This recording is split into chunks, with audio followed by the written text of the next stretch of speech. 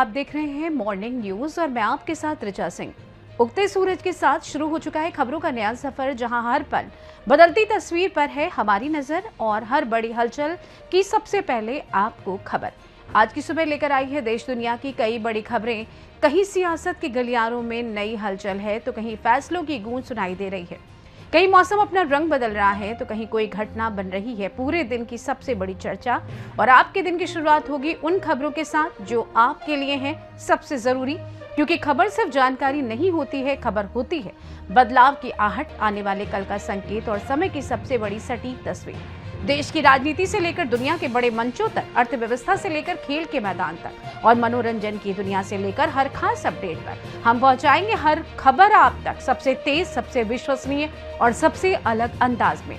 तो तैयार हो जाइए, क्योंकि अब शुरू होने जा रहा है आज की 10 सबसे बड़ी खबरों का सुपर फास्ट सफर। पुणे पुलिस ने कांग्रेस नेता राहुल गांधी के आज होने वाले छात्रों की गूंज कार्यक्रम को मंजूरी दे दी है। कार्यक्रम के लिए पुलिस ने 30 शर्तें तय की हैं, जिनका उद्देश्य भीड़ को नियंत्रित करना और कानून व्यवस्था बनाए रखना है।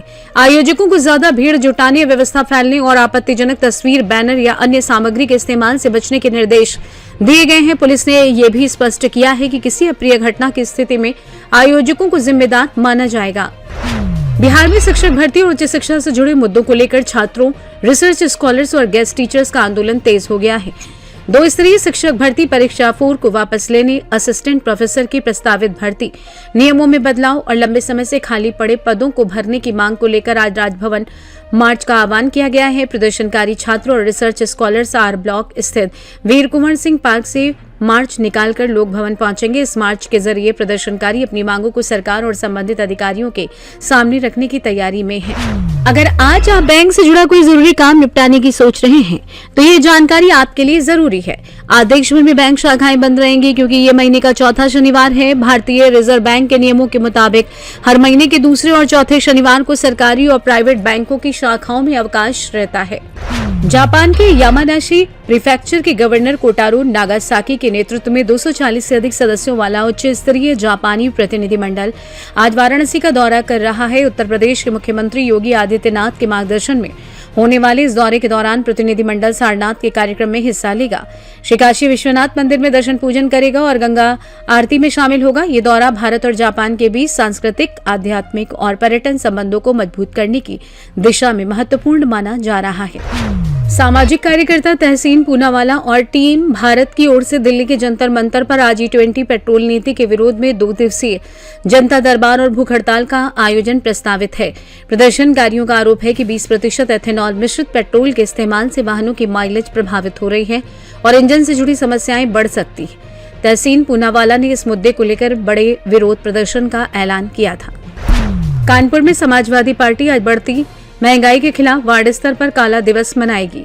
महानगर अध्यक्ष फजल महमूद की अध्यक्षता में हुई बैठक में कार्यकर्ताओं को विरोध प्रदर्शन के दौरान काली पट्टी बांधने के निर्देश दिए गए हैं। पार्टी का कहना है कि बढ़ती महंगाई के मुद्दे को लेकर वार्ड स्तर पर प्रदर्शन कर सरकार के सामने अपनी नाराजगी दर्ज कराई जाएगी। प्रदर्शन के दौरान कार्यकर्ता महंगाई से जुड़ी समस्याओं को उठाएंगे और सरकार के खिलाफ विरोध जताएंगे। लखनऊ विश्वविद्यालय के एथलेटिक ग्राउंड में 64 यूपी बटालियन एनसीसी की ओर से नवप्रवेशित छात्र छात्राओं के लिए आज सुबह एनसीसी भर्ती प्रक्रिया आयोजित की जा रही है। चयन प्रक्रिया के दौरान अभ्यर्थियों को शारीरिक दौड़, मेडिकल जांच और लिखित परीक्षा से गुजरना होगा। विश्वविद्यालय में नए प्रवेश लेने वाले छात्र छात्राओं के लिए एनसीसी में शामिल होने का महत्वपूर्ण अवसर है। भर्ती प्रक्रिया में शामिल होने वाले अभ्यर्थियों को निर्धारित समय पर एथलेटिक ग्राउंड पहुंचने की सलाह दी गई है। आज लखनऊ में मौसम का मिजाज बदला हुआ रहने वाला है। मौसम विभाग के अनुसार आसमान में बादल छाए रहेंगे और दिन बढ़ने के साथ मौसम पूरी तरीके से बादलों से ढका रह सकता है।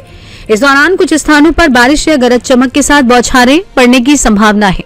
आज लखनऊ में अधिकतम तापमान करीब 31 डिग्री और न्यूनतम 26 डिग्री सेल्सियस रहने का अनुमान है। मौसम विभाग ने फिलहाल इस दिन के लिए कोई विशेष चेतावनी जारी नहीं की है।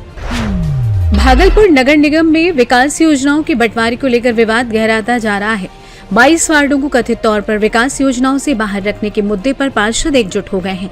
पार्षदों का आरोप है कि योजनाओं के वितरण में उनके वार्डों के साथ भेदभाव किया जा रहा है। इसको लेकर विरोध की तैयारी तेज हो गई है और आज आंदोलन की रणनीति का ऐलान किया जाएगा। इसके बाद पार्षद अपनी मांगों को लेकर आंदोलन को आगे बढ़ा सकते हैं। मणिपुर में एनआरसी अपडेट की मांग को लेकर जारी विरोध प्रदर्शनों के बीच कानून व्यवस्था की स्थिति को देखते हुए राज्य सरकार ने आज तक स्कूल, कॉलेज और विश्वविद्यालय बंद रखने का आदेश दिया है। ये आदेश सरकारी सहायता प्राप्त और गैर सहायता प्राप्त शिक्षण संस्थानों के साथ साथ सीबीएसई और अन्य बोर्डों से जुड़े स्कूलों पर भी लागू है। अपनी तेज रफ्तार सुबह में से कुछ पल निकालिए, क्योंकि अब हम आपको लेकर चलेंगे समय के उस सफर पर जहां बीते कल की कहानियां आज फिर जीवंत हो उठेंगी। ये सफर सिर्फ तारीखों का नहीं है, ये उन यादों, घटनाओं और किरदारों से मुलाकात है जिन्होंने इतिहास के पन्नों पर अपनी अमिट छाप छोड़ी है। हर तारीख अपने अंदर एक कहानी छुपाई बैठी है। कहीं संघर्ष की मिसाल है, तो कहीं साहस की गाथा है, कहीं जीत का जश्न है, तो कहीं ऐसे फैसले हैं जिन्होंने दुनिया की दिशा और दशा बदल दी। तो पेश है हमारा खास सेगमेंट, आज का इतिहास। सन 1320 में आज के दिन गाजी मलिक ने नसीरुद्दीन खुसरो को पराजित किया था।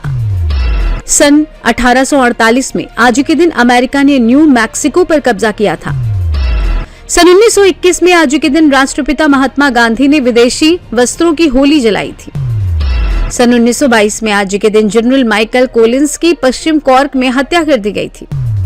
सन 1969 में आज के दिन अमेरिका में समुद्री तूफान में 255 लोगों की मौत हुई थी। इतिहास की बातों के बाद अब जरा सेहत और फिटनेस की ओर रुख कर लेते हैं। छोटी छोटी बातों पर गुस्सा आना, ये चिड़चिड़ापन महसूस होना कई बार सिर्फ स्वभाव की वजह से नहीं, बल्कि तनाव, खराब नींद, लगातार काम का दबाव और दिमाग में चलती रहने वाली चिंताओं का असर भी हो सकता है। जब शरीर और दिमाग को पर्याप्त आराम नहीं मिलता तो छोटी छोटी सी बात भी बड़ी परेशानी जैसी लगती है और हमारा मूड जल्दी खराब होने लगता है। ऐसे में रोजमर्रा की जिंदगी में कुछ आसान हेल्थ टिप्स अपनाकर तनाव को कम करने और खुद को शांत रखने में मदद मिल सकती है। रोज 7 से 8 घंटे की नींद लेने की कोशिश करें। कुछ मिनट शांत होकर गहरी सांस लेने से तनाव कम करने में मदद मिल सकती है। काम के बीच कुछ मिनट खुद को रिलैक्स करने के लिए निकालें। ज्यादा चाय कॉफी लेने से बेचैनी बढ़ सकती है। 20 से 30 मिनट वॉक या हल्की एक्सरसाइज मूड बेहतर रखने में मदद कर सकती है। तो दोस्तों, ये था आपका आज का मॉर्निंग न्यूज अपडेट। देश दुनिया की ताजा खबरें, मौसम की जानकारी और इतिहास की रोचक झलक के साथ फिटनेस टिप्स। हमने आज की दुनिया की धड़कन आपके पास पहुंचाने की कोशिश की, ताकि आप हर पल तैयार और जागरूक रहें।